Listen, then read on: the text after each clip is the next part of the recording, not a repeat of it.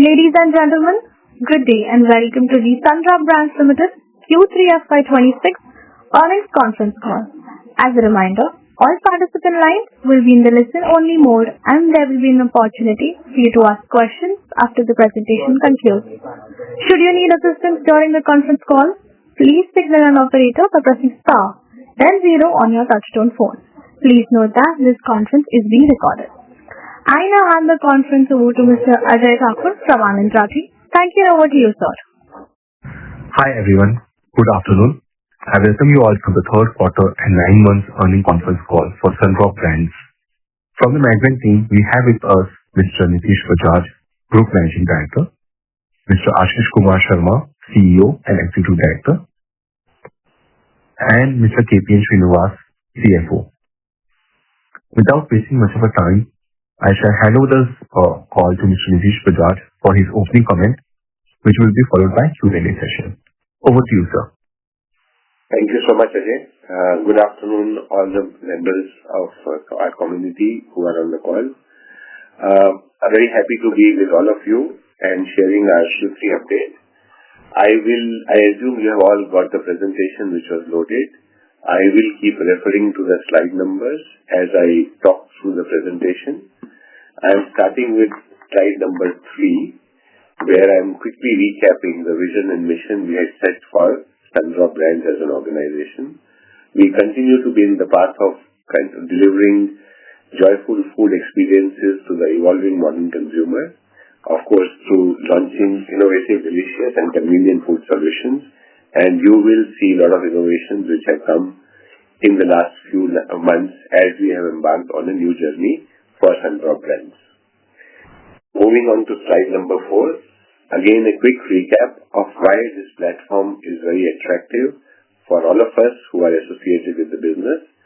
First and foremost, we have built it now as a scaled platform because we have 2 big organizations embedded in this platform already, which gives this business platform a strong opportunity to grow and grow profitably and efficiently. What this platform has innately built in is our presence in very high growth and high margin categories, and we are actually expanding that growth and margin as we continue on the journey for profitability.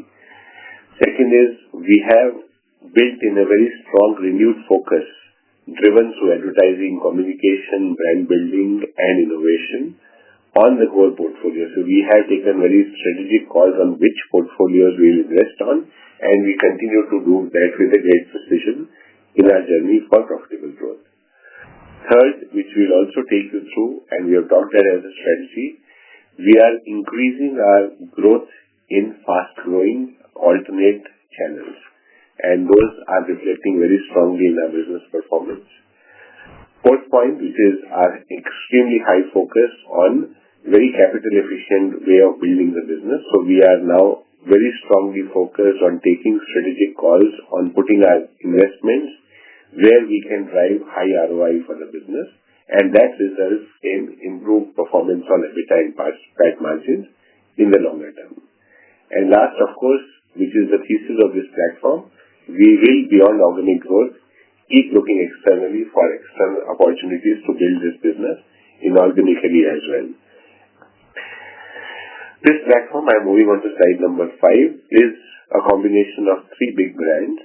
Act 2, which is in the business of popcorn and ready-to-eat and ready-to-cook snacks. We have Sundrop, which is dominantly a staples portfolio led by edible oils, but we are looking to expand this portfolio into cereal snacks and oats kind of promises, which also I'll take you through.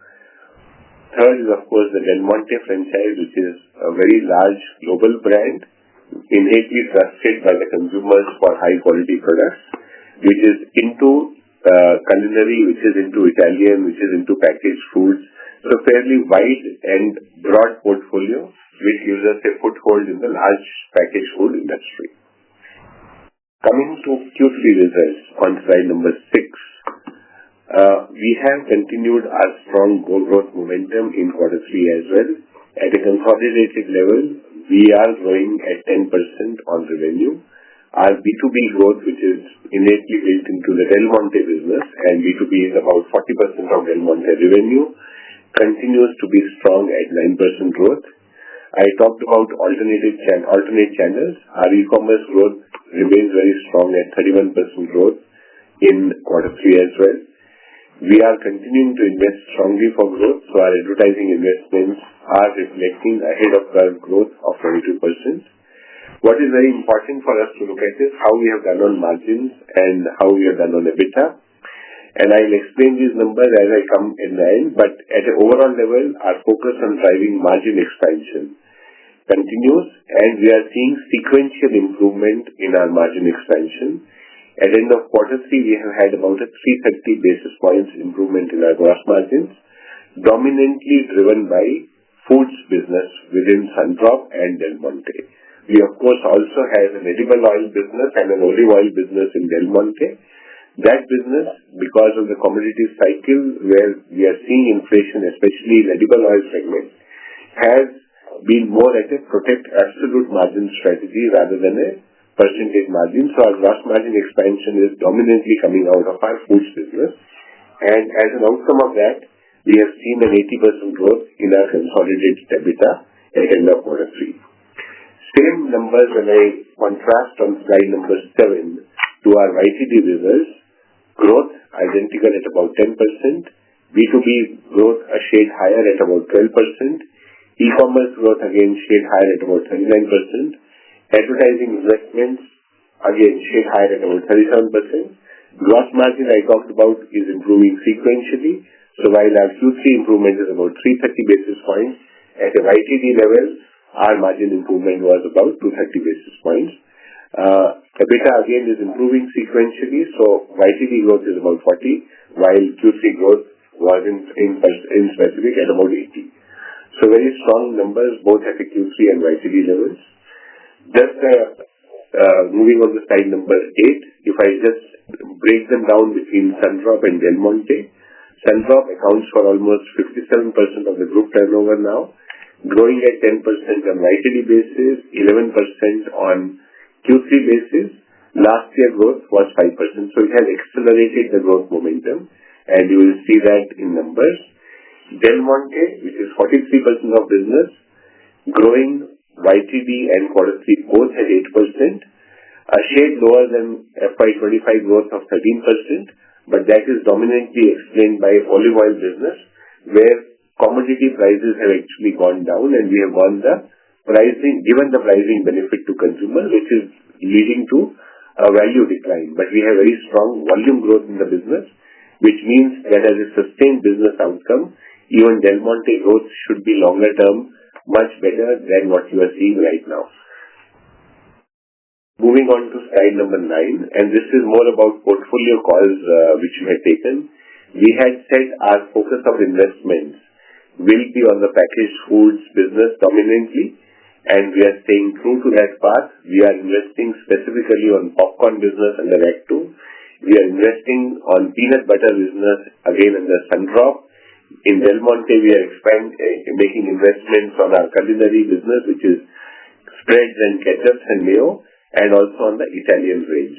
So very sharp calls on which portfolio to invest, and we are consequently, as an outcome of that investment, seeing over a longer term trajectory, significant improvement in the saliency of our core categories, which today stand at about 61% of our business, significantly up versus what we were about 3 years back. Moving on to slide number 10, and this is very important reflection of how our business has shaped on the categories where we invest. So first is overall, if you look at most categories with the exception of spreads are growing on volumes. Very happy to see that even Sundrop oil, where we had said we will do a volume protection as a route and managing the business there, has actually started to reflect volume growth in a quarter. Historically, we are still at about flat volume at a YTD basis, but in quarter 3 we have seen business coming to a 5% volume growth. Outside of oil, if I look at popcorn, strong double-digit growth of 12% on volume, 18% on value. Culinary, which is a mix of ketchup, mayo, and spreads business, both value and volume growing at about 10%. Italian business, which is about 80% of the business is olive oil and 70% is olive oil and 30% is pasta. Volume growth very strong at 16%, with olive oil actually growing on volume by close to 34%, and pasta growing at about 7%. But on value growth, this business is declining purely because olive oil has seen a sharp correction in consumer prices as a category, led by, of course, the decline in the prices of olive oil at the commodity side. So the price benefit has been passed on to consumer, which is resulting in a value decline in the shorter term. Spread business does remain a level of concern for us, but if I contrast it with ITD performance, which I show in the next slide, we are starting to see improvement, but this is still a journey and we still need to do a lot more on this side, and we stay committed via investments to get this business also on a growth path in the period ahead. Same performance at the YTD level, popcorn business growing at 17% on volume, culinary business growing at 11% on value. Staples, I talked about oil business, was growing sharper on value because price was high, price increases happened last year September when the duty was introduced. So quarter 3 value benefit did come down, but we have seen a growth and recovery in volume in quarter 3. At the overall level, we are about -1% on volume on staples. Italian business, again, very similar performance at the YTD level, and spreads, as I talked about, sequentially improving, though still a lot of work needs to be done in that area. Getting into some greater details on each of these businesses, popcorn business is a combination of ready-to-cook at home, which is hot and fresh popcorn. That is growing at about 8%, and that business is a business through which we entered into the popcorn category many years back, and is still continuing to grow and has been our flagship part of the business. Ready-to-eat, which we started scaling up more in the last 4 to 5 years, is continuing to grow very, very strongly, and that is driving the out-of-home consumption of this category in an accessible price point format. And that market is very, very large because then it directly competes with snacks business, and that business continues to grow at 36%, and that is driving our long-term growth potential of this category because it's making the category more accessible at points where historically we were not there. In addition to this growth, we are also doing well on nachos business, which is sitting embedded in our Act 2 franchise. We are also seeing expansion of this business in alternate channels, which is modern trade and e-commerce, which are actually help both sides. One, gaining new menu is a penetration which comes a lot through GT, and alternate channels which actually help us gain share from competition, where we did have some challenges, but we are now doing very strongly. Very happy to say that we are number 1 player in both RTE and RTC formats, both ready to cook and ready to eat format. We are by far the dominant player in this market. We also have increased our innovation quotient, and we launched about 6 products in this year. Each of them have been well established into now channels and will be the growth driver for us in future. Premium staples as a business, I am on slide number 13. That business is growing in value strongly because commodity prices have seen inflation. It has also come back to volume growth in quarter 3. Our thrust here is purely on one, we want to increase accessibility of our brand, so we are working on a price point-led strategy. When I'm saying price point-led strategy, we are not saying we are diluting margins, we are actually looking at some attractive price points at which we can sell packs to consumers. So our strategy is slightly shifting. We were historically playing on in line with commodity by increasing the prices. We have now started to play between grammage and price to make sure that our price points remain more stable and more attractive for consumers. And that strategy we have largely started in Q3 is starting to show immediate outcomes, and that's why our volume is reflecting. In addition to that, we are also starting to get into expanding our other staple franchise. So we are specifically working on building our oats business. That business sits identical on the Sundrop franchisee of Sundrop Heart franchisee of Good Heart Health. And that business we are specifically building in e-commerce and modern trade channels and is now reflecting growth of 200% plus in building these channels. Moving on to slide number 14, which is on our spreads and dips business, peanut butter. I did talk about that this business is under pressure. Primarily, we have seen erosion in share in modern trade and e-commerce. Two factors we have faced specifically here. One is our innovation pace was weaker. We were lagging in versus competition on pace of innovation. Market started shifting towards high protein based offering, while Sundrop as a brand was positioned more on strength and immunity for the family. So we did lose out because we did not have relevant innovation for high protein led consumption in this category. Over the last 9 months, we have worked really hard to get innovation where we could bridge our gap versus competition. So in the last 3 to 4 months, we have launched about 7 SKUs in this portfolio, 4 of which are in the high protein area. So we have launched specific products where we can take on to competitive pressure in the modern trade and e-commerce channel. In addition to that, we are also seeing in standalone modern trade a lot of shift happening on attractive price points. To compete with those segments also, we have brought in select variants where we are offering competitive price points to consumer, and that also is going to help us regain our share. One more thing which we did is we enhanced our beyond, of course, continuing to build our investments on mass media, influencer marketing, digital marketing. We also enhanced our investments on performance marketing in e-commerce channel, and e-commerce channel, which now contributes sizably close to 25% of the business here, is starting to deliver strong growth of 34% on a YTD basis. So we are seeing green shoots of investment already in one channel, while of course as our innovations get listed and distributed widely across the modern trade and alternate channels, we will see further growth expansion coming through those networks in the period ahead.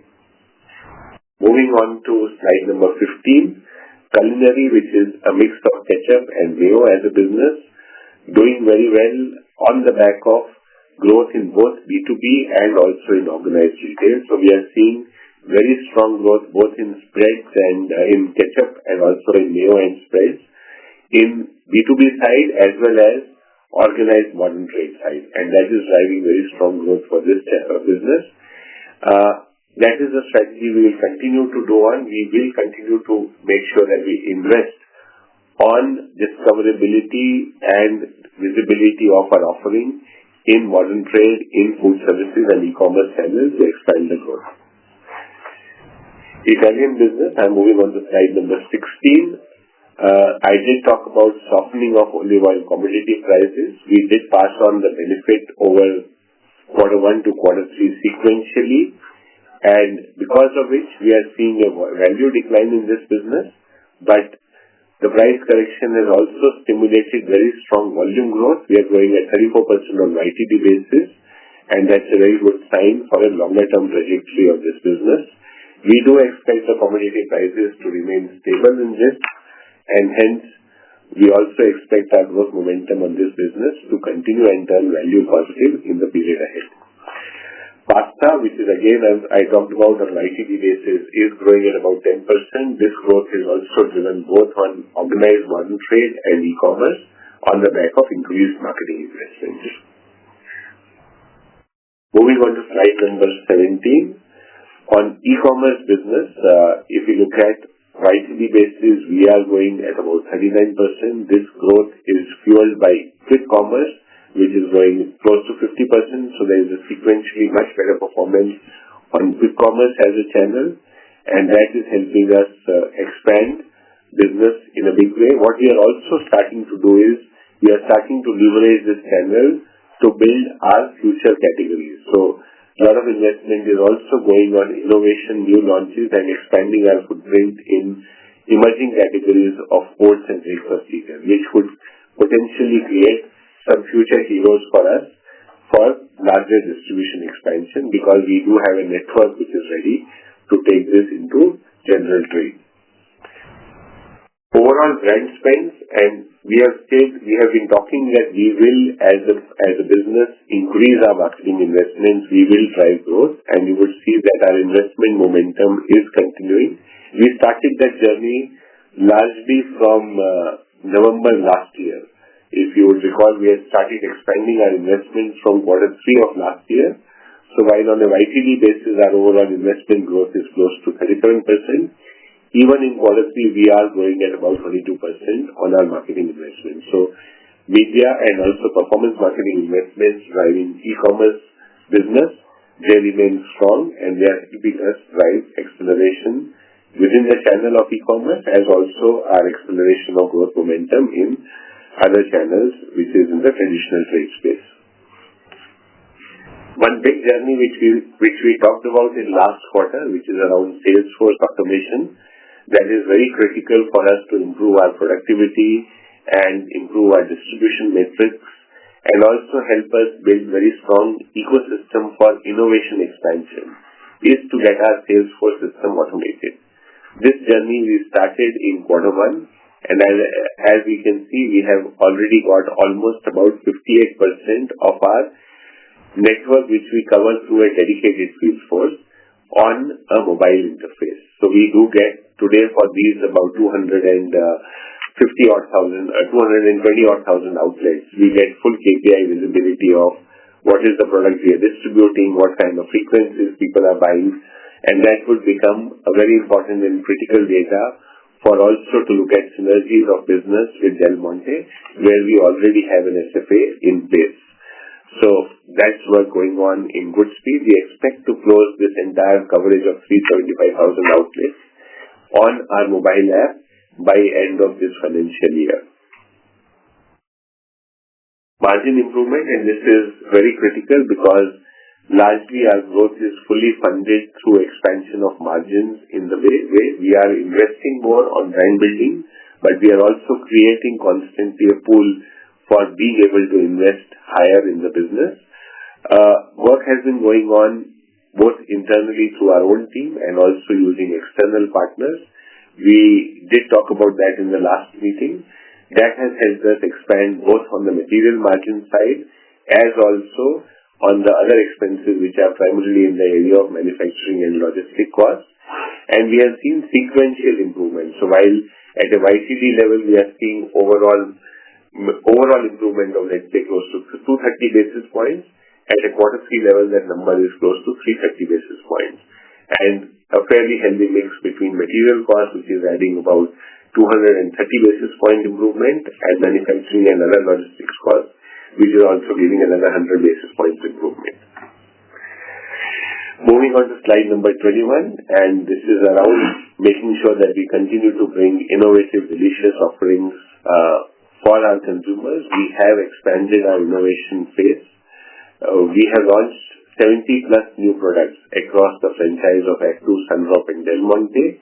And within, and our metrics is anything which is launched in the last 24 months, we are seeing our innovations are today contributing close to about 55 crore of our sales, which is close to 5% of our sales. So we are now starting to see innovation also playing a very strong lever in our growth trajectory, and this momentum and journey will continue going forward. Moving on to slide number 22, I will not spend too much of time because these are consolidated results, but they are not comparable because Q3 last year does not include Del Monte in this. Similarly, on slide 23, again, their numbers on YTD basis. I'll again not spend time here because they do not include the Del Monte numbers of last year. I will move straight to slide number 24. And these are comparable numbers, and Del Monte last year's number are included for like-to-like comparison.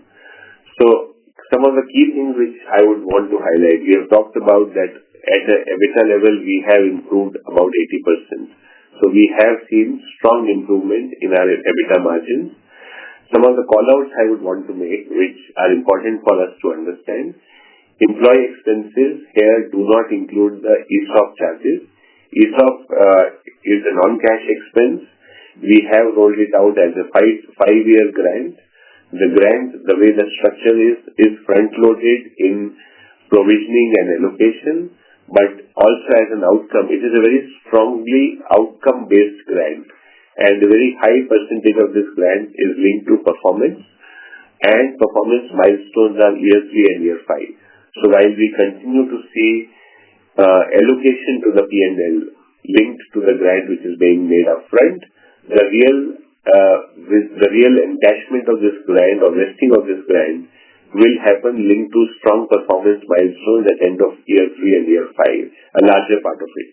And that's why it's important to look at our employee expenses net of this ESOP grant. That expense is growing at about 12%.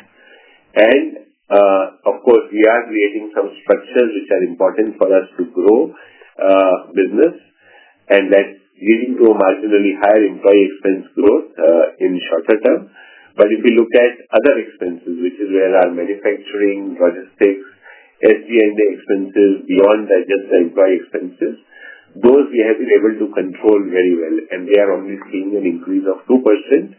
And as an outcome of that, we are seeing improvement in our both gross margins, which is a mix of material costs and other expenses going into manufacturing, as also overall EBITDA.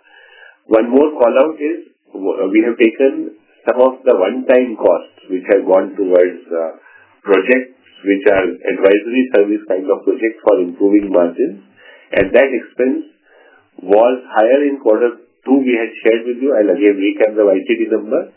In quarter 3, most of these projects have been concluded, and hence it's not a large expense going forward, and it is already reduced to 2.7 crore in quarter 3, and that is also taken out from this calculation. Even if I were to include that expense, we are still growing our EBITDA in a very strong and healthy way at an overall level. So that's in nutshell. As an outcome of this, our profit, if I look at before ESOP and one-time expenses, post depreciation, etc., is still continuing to grow very strongly at 190%. Moving on to YTD figures, again the call out is ESOP expenses are removed from the employee expenses. Project expenses, which were loaded more in quarter 2, came down significantly in quarter 3 and will be negligible in quarter 4. They have been excluded as one-time expense in other expenses. Again, a very similar trajectory you would see at a YTD level. Strong growth in EBITDA margin, which is of close to 40% after excluding the one-offs at an EBITDA level. And at the PBT level, again, the growth of close to 239%. Important point is quarter 3 margins are higher, both at an EBITDA level and also at a PBT level. So we are sequentially continuing to improve performance of the business. Moving on to last slide number 26. This is just to sum up the thesis of this platform. We do have very strong brands which help us deliver our vision of catering to the choices of a modern evolving consumer base.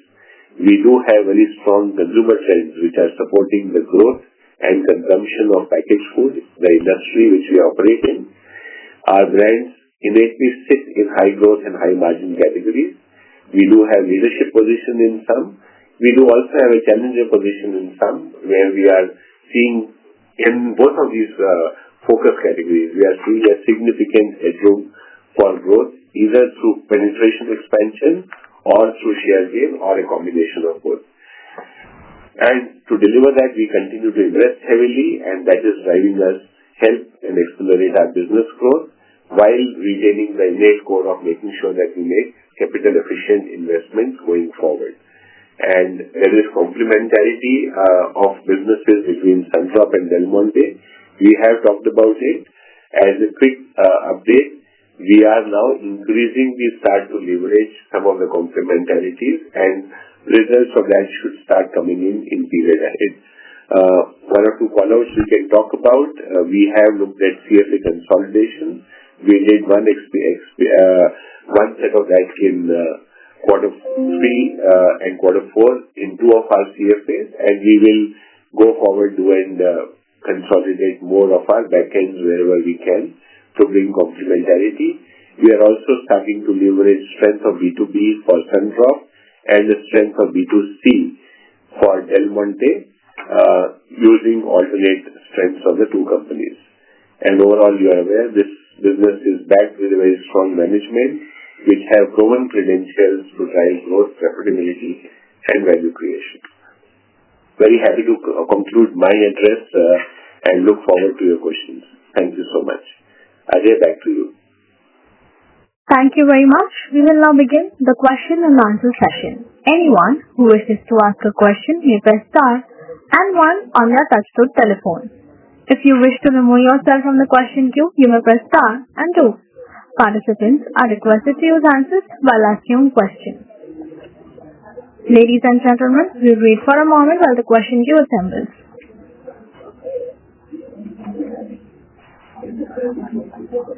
The first question is from the line of Vimal, an investor. Please proceed. Yeah, good afternoon. Good afternoon, Vimal. Yeah, happy to see you are on the path of progress. Now, one cause for worry is that 4,700 BC is now taken over by Marico, which is the popcorn segment, which is our biggest and most promising.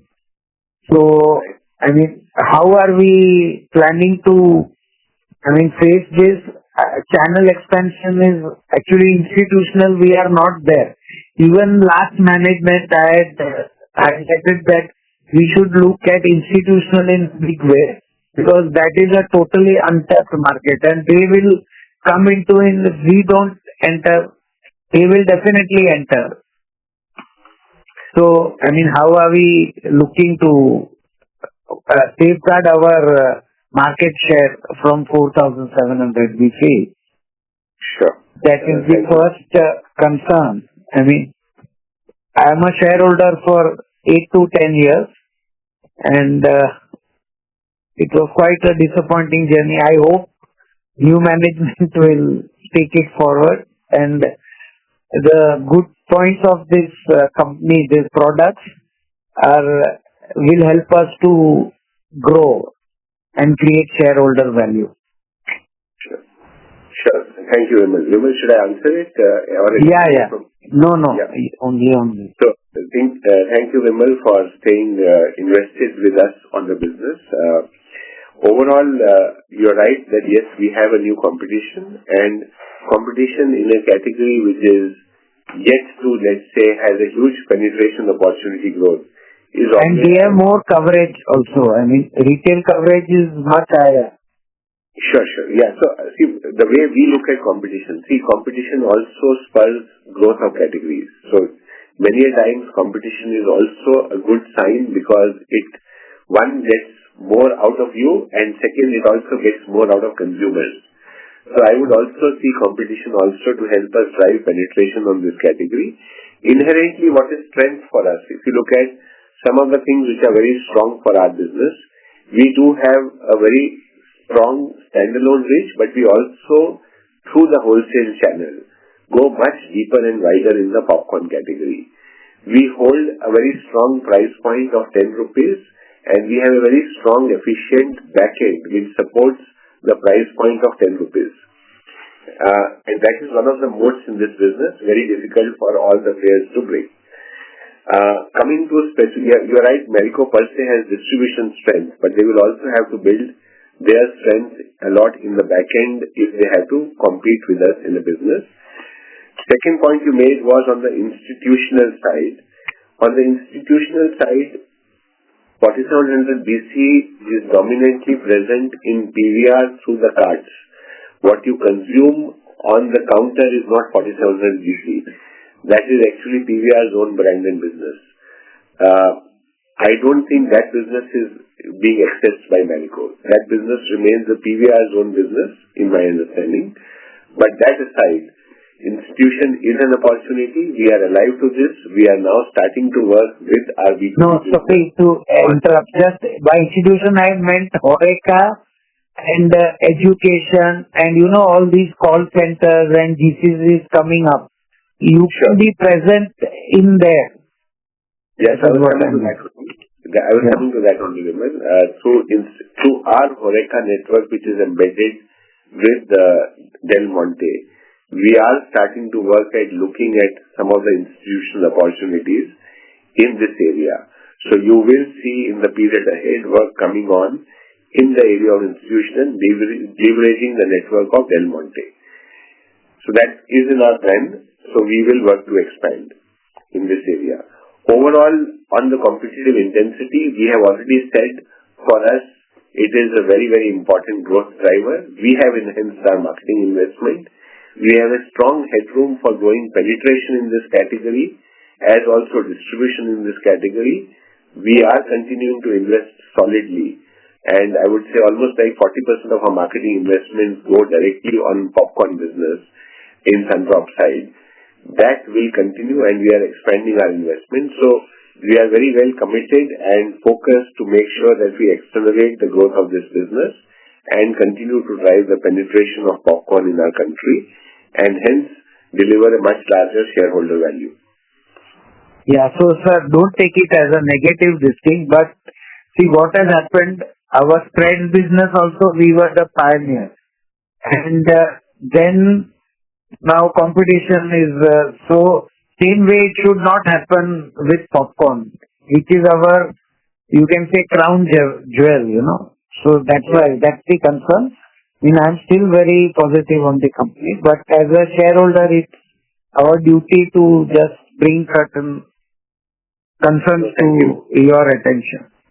Yeah, thank you, Vimal. We are alive to this new challenge, and you are already seeing our investment. We will, of course, ensure that our innovation pipeline, our way of addressing and reaching customers and making sure that they stay invested with us on the brand, and this brand continues to be the most loved brand for popcorn, will be our key ethos going forward. We will not let any stone unturned to make sure that this business does not get compromised. Our endeavor is to actually grow this business much faster in the period ahead.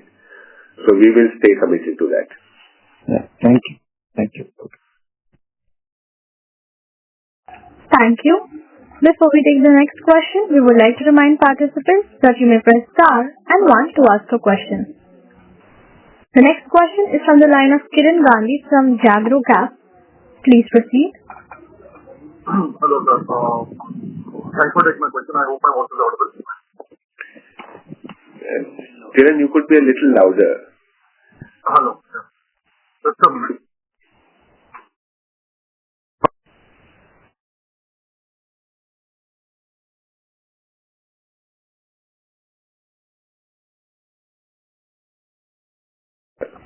Kiran, we can't hear you. We shall move on to the next participant. Before we take the next question, we would like to remind participants that you may press star and 1 to ask a question. The next question is on the line of Deep Gandhi from iThought PMS. Please proceed. Yeah, hi sir, am I audible? Yes, please. Yeah. So first question is on the ready-to-eat side. If you can help us understand the breakup between the smaller pack and large pack in terms of revenue, and also if you can explain us, what is the lowest pack size we have within the smaller pack, and what would be the largest pack size we have within our ready-to-eat portfolio? Yes, so I'll request Ashish to answer this. Yeah. So, on the RTE side, we largely have big and small pack, as you said, and the split at the top line would be closer to about 70-30. We have about small pack 10 rupee business, which would be about 70% of the business, and 30% would be on the large pack business. So that's the first part of your question. Sorry, second number. If you could address the second question again. And what would be the starting pack size in the large packet, and what would be the largest pack within the large pack size? So the large pack, we count the 5 rupee and 10 as the small pack. Anything which is above that, which is in the price points of 25, 30, 40 and up to 60 rupees are our large packs. So the biggest pack that we have is a 60 rupee price point, right? But large part of our business in that straddles between 25 and 35 rupee price points. Sure. So the net 70% is in the small pack, which is dominantly rupee 10. Dominantly rupees 10. Rupee 5 is possibly only about 5% of our overall business or lesser. And big packs is about 30% of our business, which have price points ranging from 20 rupees to 60 rupees. Sure. And sir, I mean, how, say, next 2 to 3 years down the line, do you see this mix changing significantly, or do you think this will broadly remain stable? So there are two parts to it. One, is the mix likely to change? Yes, the mix will change in the favor of big packs going forward, because as the e-commerce and other channels develop, they are primarily more bigger pack consumers buying efficiently and quickly, right? So that contribution will change. However, to increase penetration, we will continue to drive our 10 rupees by virtually getting the numeric distribution and a reach for Act 2 franchise in more towns and more outlets. Right? To answer to the question that will the mix change? Yes, but will it change significantly? Not in the nearer term. Nearer term, there will be an improvement of few percentage points every year. Right? That's how it will progress as we go forward on this. Sure. And after coming on to the distribution side, I mean, if I see the number last 2-3 years, our distribution outlet reach has remained broadly flat at 5 lakh outlets, right? So, going ahead, I mean, how do we think of scaling our distribution, and why this number, I mean, has not been changing much significantly, and what we are doing to increase our outlet reach significantly in the future? Okay, so again that, the outlet reach is also a function where you need to build demand at the front end as you expand distribution, right? So if you look at the Act 2, it was primarily led by the Act 2 instant in-home consumption hot and fresh 10 rupees. Over the years, this year specifically flagged, you must have heard that we have invested significantly in the Salesforce automation in terms of mapping our stores and coverage. Once that task is complete, we are going to look at productivity enhancement to improve our coverage further versus directly adding feet on street to increase it further. That's one. Second, we had talked about in between that with the increased media investments, we are looking at indirect coverage through wholesalers.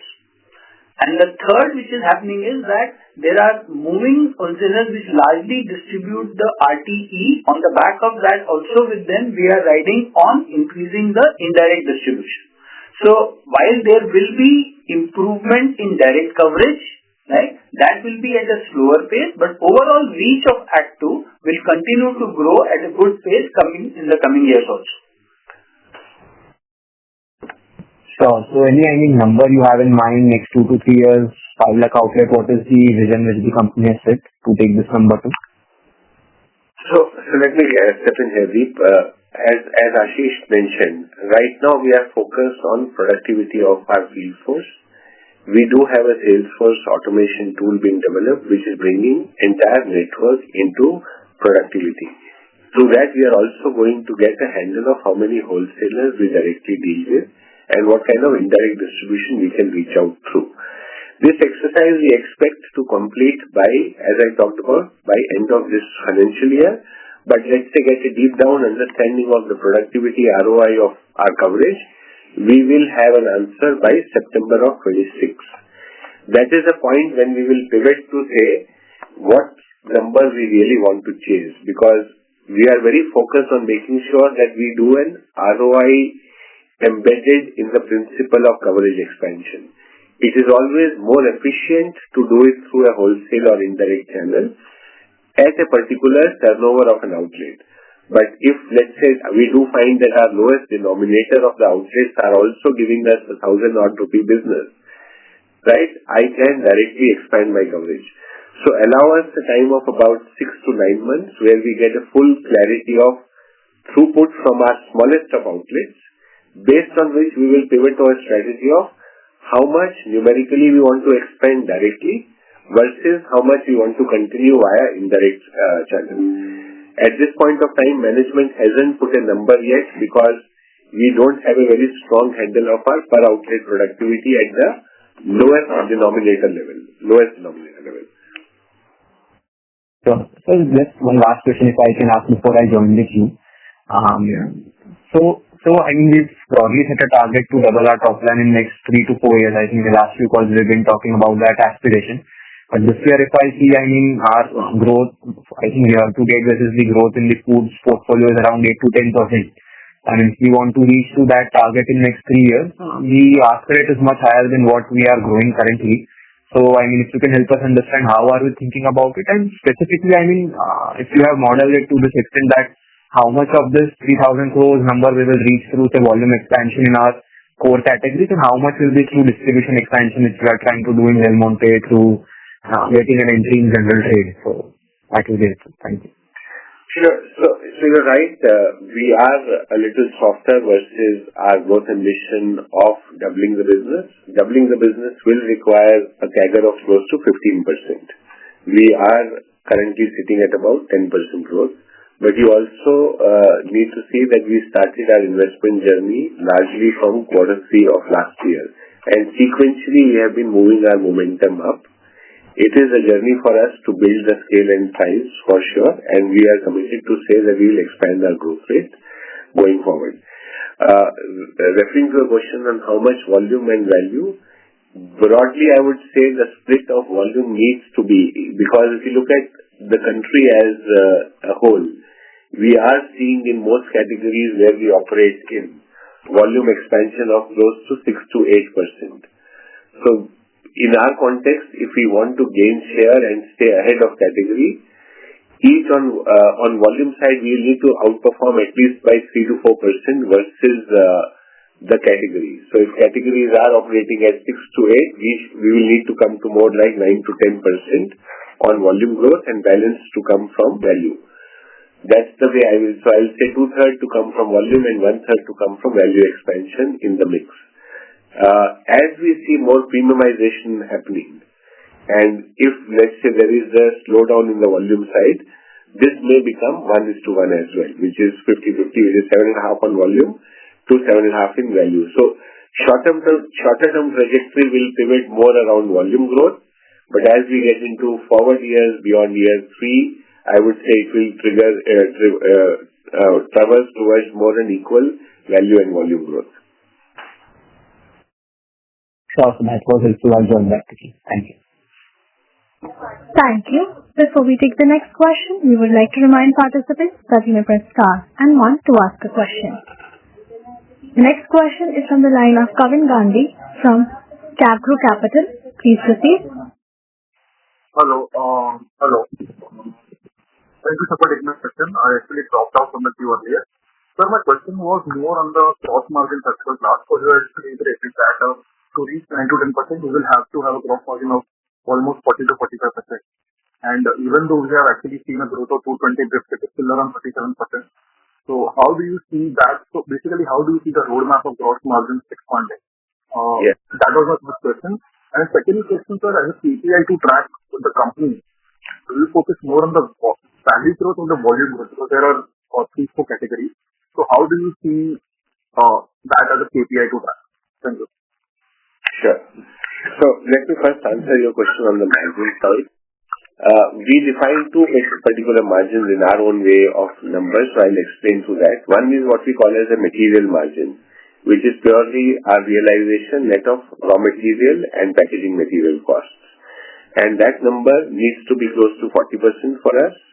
And then we define what we call as a gross margin, which is material cost, less manufacturing cost, less freight, through which we reach the product to our end consumer or distributor. That number today will be close to 24% for us.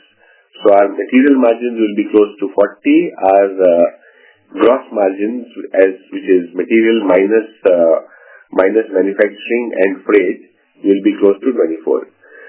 To get to a double-digit ambition, we will need to expand this by at least 3 to 4 percentage points. That's the way we will look at it. And we are, in this year, let's say we have already expanded our gross margins by close to 230 basis points, which we shared with you.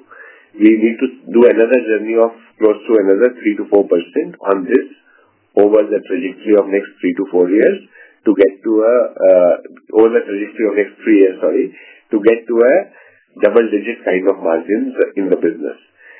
In addition to this gross margin expansion, we also want to stay committed to invest, and hence we also want to invest on brand building going forward, which means from a ratios point of view, while we will improve margin, you will also see ratios of marketing investment either staying stable or marginally increasing.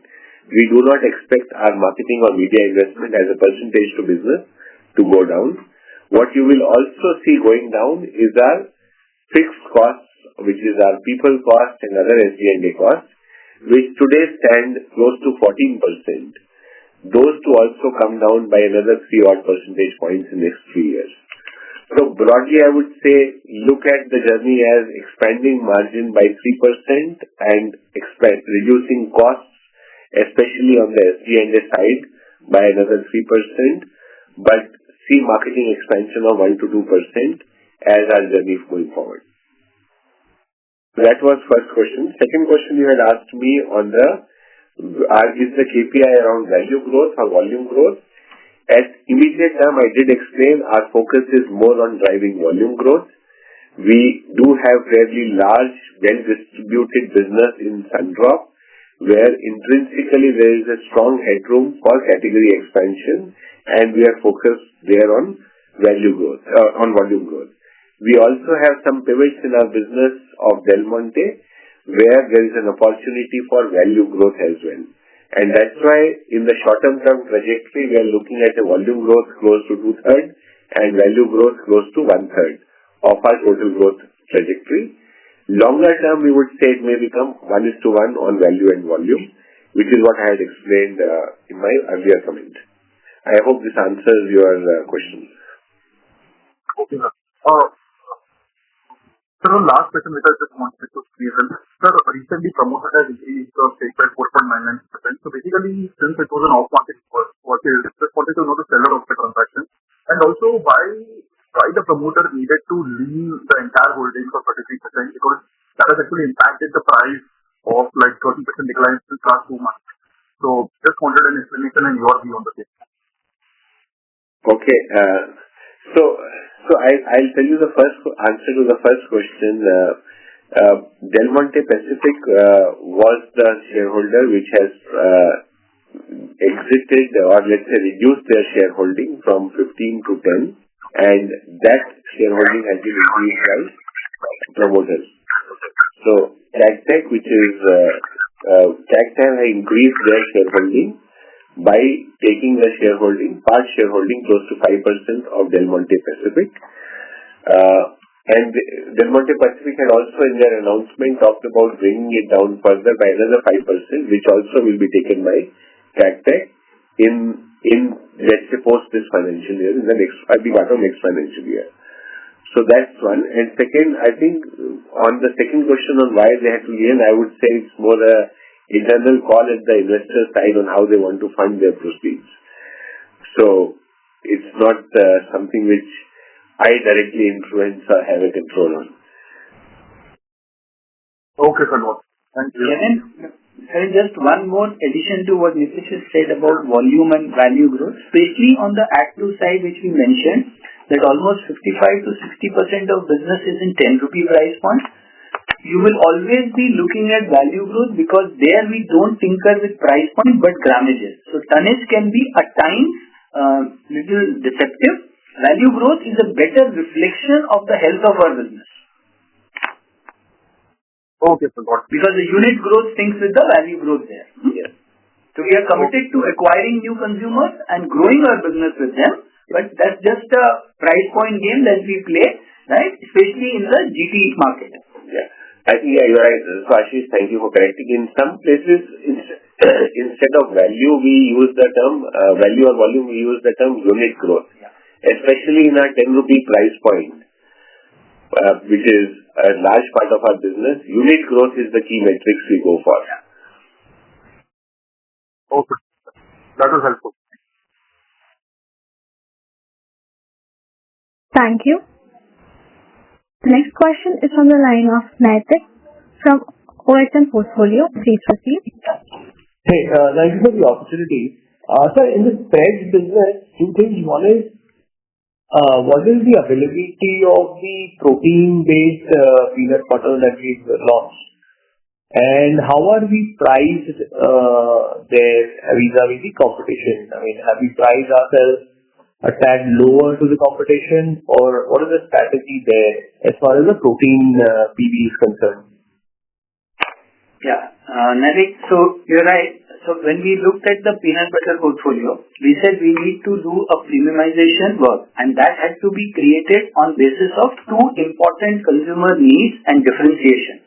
One, we have to give a better protein content in per serve basis, and second, also continuously make peanut butter more delicious. So if you look at the product that we talked about, is a dark chocolate high protein peanut butter, right? Which we are seeing a very good. So it's good on, it's improved taste with dark chocolate, and it has also got high protein. Now, as far as the pricing to end consumer is concerned, it is little a tad lower than competition because we are a late entrant. But from our portfolio perspective, the average selling price is higher, which will also add a growth in top line as well as do a margin expansion for our portfolio.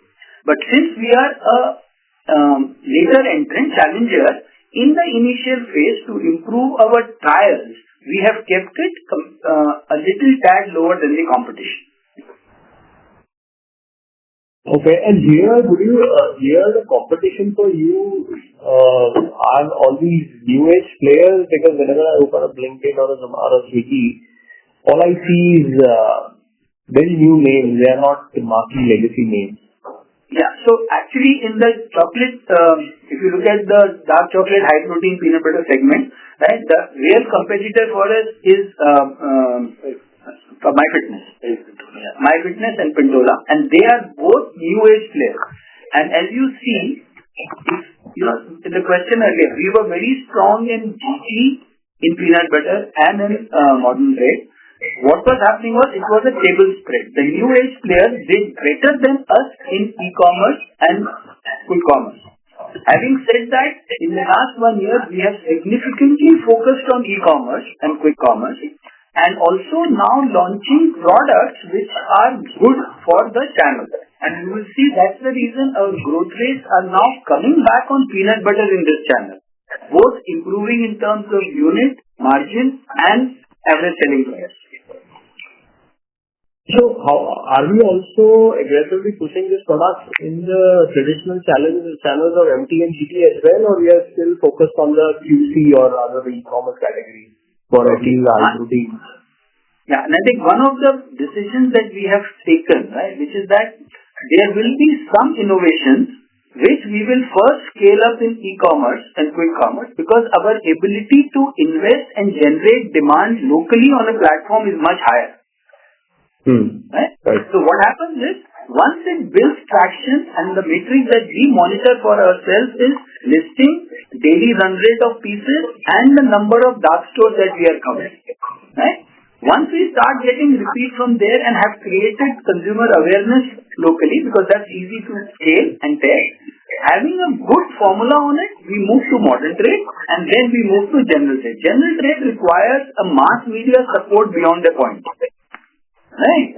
So that is how our innovation journey from now on will continue. You will see innovation much larger in e-commerce, scaling up to this, and then to GT.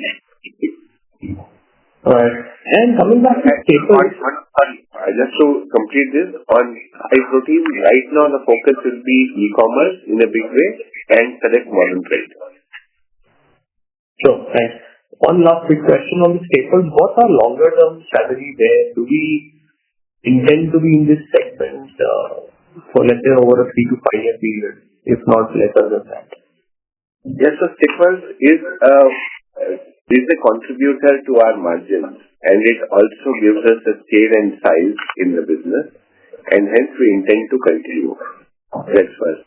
Second, we have said for immediate term, we want to ensure that whatever volume decline and margin erosion we were seeing in staples, we take care of that through our optimal investments on business, very strong, clear, sharply defined strategy to protect our core, and we stop this leaky bucket. This we have been able to achieve fairly strongly, I would say, in the last few months. We are also going to experiment, and we have talked about that also, on some brand building models. And that is another area which you will see coming live in the next 3 to 6 months in an isolated regional media geography on seeing can we build some platforms for growth. Based on those successes is when we will take a future call on whether we want to invest for growth or we want to be more in a protect volume and protect margin base. Sure. Thank you so much, sir. Thank you. We take this as the last question. The next question is from the line of Shreesh from Motilal Oswal. Please proceed. Hi, Nitish, Ashish. Thank you for the opportunity. If I look back last 3 to 4 quarters, we are there and we have revised the entire product price architecture. So, in your reference of 10% volume growth, like if we need to have a right to win in the category price, product structure and distribution scale because we are not spreading too thin, which are the categories you are betting next 2 to 3 years in terms of product development and in terms of right to win? Yes, so our biggest bet, I'll try to give you also an order of priority. Our biggest bet is popcorn business and the entire Actu franchise. Our second biggest bet would be Italian franchise, which is sitting under Del Monte portfolio, because that's where the premiumness and the entire value of that Del Monte brand is in a big way. Third will be our ketchups and mayo and spreads business, again under Del Monte. And fourth will be peanut butter. These are 4 key categories where we will stay invested in a big way to drive our growth. And this will be a mix of innovation, media, distribution expansion, all of these levers playing concurrently on each of these categories. Beyond these 4 categories, we also have an intent to identify and build some future heroes, because we are eventually building a large, sustainable, scalable, high growth oriented business. So while we drive growth in these business in the next 3 to 5 years, we also want to create 1 or 2 levers for future. Those categories could sit between something in oil if our experiment succeeds, a category like breakfast cereal, a category like oats where Sundrop franchise is, and also categories like fruit drinks or packaged foods within the Del Monte franchise. But for the immediate term of next 3 odd years, you will see our big investments focused on the top 4 categories. Okay. And when we say that this 10% volume growth, which specific, you did allude saying that popcorn has a right to grow to more than 10% because you are a category leader. But then what are the new formats or what are the new things which we will launch? So popcorn, even today, if you look at our volume growth is close to about 16-18% kind of volume growth. So volume growth is about 12%, value growth, volume put together is about 18% between RTE and RTC. Microwave is something which we will see expansion going forward, and that's an area which, let's say, was little lagging for us. We are trying to bring that stronger. Expansion of popcorn ready to eat will come a lot more in the form of flavors and pack sizes. The way the quick commerce platform is expanding, we are seeing big sizes and new flavors as a very key driver of growth. Historically, Actu franchise was, let's say, more mass strategy and more Indian palate, which means we had flavors like hot and spicy pudina, butter, cheese kind of flavors. But we are also seeing with the emergence of younger consumption audience who is very open to trying new westernized tastes, we will see in popcorn franchise lot more flavor expansion and pack sizes driving the growth. In addition to, of course, the distribution-led growth in GT, where price point of 10 rupee will play a big role. And that also today is dominantly butter, but we will expand that into other flavors in the GT space. If you look at mayo ketchup kind of categories, there is a lot of headroom there for us to grow on, again, newer flavors, especially in the spread area. Spread market is a lot more expanded into newer flavors. Our strength today is more in the area of core ketchup and core mayo. When I say core mayo, which is the eggless mayo, which is, let's say, standard variant. We do need to expand a lot more in value-added spreads in the culinary portfolio, which is where the expansion will happen. Italian, if I look at as a franchise, again, pasta is one area where anyway the category is expanding.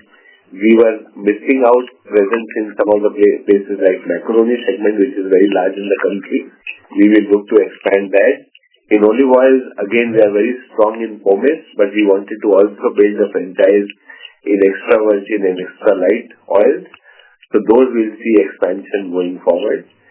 Peanut butter, we have already talked about. A very clear path of our growth is via expanding the franchise to high protein offerings and also some new innovations which we will share when we are ready with those.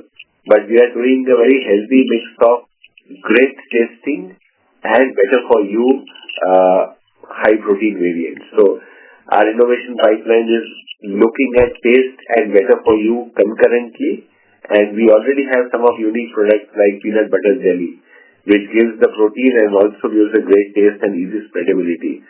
So you will see innovations on that side, on that business as well. Yeah, that's really helpful. One last question. Assume that we achieve 10% plus volume growth. What kind of margin, because you will see the operating leverage also kicking in. So what kind of margin expansion in terms of gross margin expansion and EBITDA margin we can expect in 27, 28? So I have talked about over the next 3 to 4 years, we would want to expand margin by 3 to 4% and also bring cost down by 3%. So that's the way you should look at our trajectory of saying equal work on margin and cost. And I'm saying cost as if I'm saying cost which sits below the margin, which is typically SG&A. We are not going to cut marketing. Marketing will remain at possibly at a 6% odd level for our P&L. That's the way we are looking at marketing to be. So you should see scaled expansion of our margin getting to double digits within the next 2 to 3 years, I would say. Okay. All right. Thank you and all the best. Thank you. Thank you. Due to time constraints, that was the last question. I would now like to hand the conference over to the management for the closing comments. Over to you, sir. Sure. Thank you so much, and thank you for all the participants for being there. Once again, to reiterate, we are committed to grow our business profitably, efficiently, and making sure our ROEs on investments we make stay capital efficient, and we continue to deliver to the expectations of our stakeholders, both and also, of course, continue to delight our consumers with new and innovative offerings going ahead. Thank you so much, and wishing all the best to all of you being here. Thank you. On behalf of Anand Rathi, that concludes this conference. Thank you for joining us, and you may now disconnect your line.